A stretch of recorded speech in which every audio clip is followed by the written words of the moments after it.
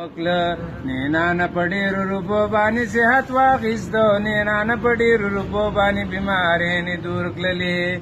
او نینا نه په ډېرو روپو باندې زما صاحب څه زندګي نوره واخیستله چې څو کاله زندګي الله جل جلاله ماته لیکلي هغه به راته میلاویږي نو د خدای تعالی نیغه بنده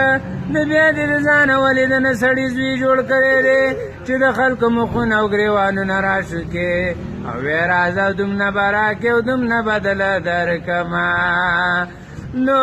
زما صاحب عرض مې دا ووه د نه سړي زامنو په ځان کې عقل پیدا کړی خدای مې د قسمي چې الله جل جلاله کوم رزق مونږ ته مقرر کړی که نه چې هغه به راله راکوي ډېرې لالاندېنې نه دي په کاره اوس نه په ډېرو روپو باندې سړی نه ځان له ژوند شي اخیستلی که سړی سوچ وکړي که نه جي کم ټیمه پورې 50 سال دی 60 سال دی هغه نه مقرر دی نو دا 10 سال چې مثال طور دې باندې ځان له څه پیسو باندې هغه عمر نه شي اخیستلی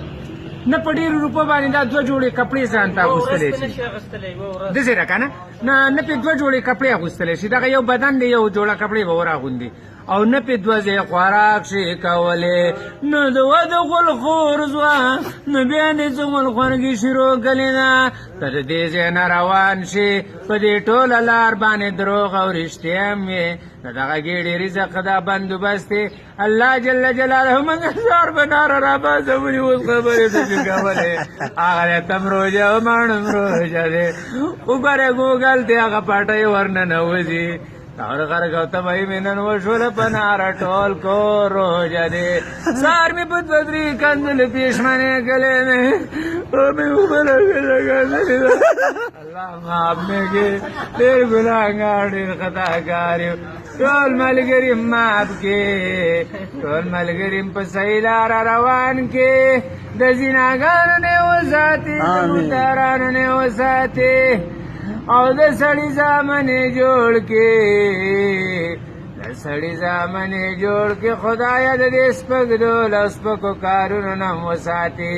خدا د کنډکدار نه لاله دننه رزق مقرر کې خدا د کنډکدار نه مې بار مه وباسي خدایه د چا خپو د چا بیکونو د چا څه ته مې مخ کته کې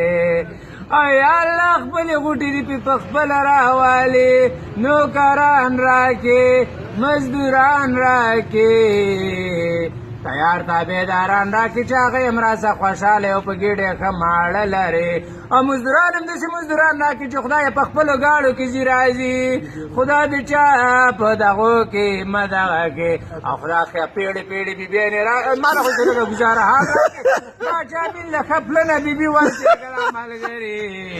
او زما صاحبه دی ټولو ملګرو له پیړې ښځې ورکړې دې لپاره پیاسې اوي ما په دې خپله ګزاره ډېره ښه کېږي دې بل څه ښه خوشحاله یستو الله ته نه سبحانک اللهم وبحمدک اشهد ان لا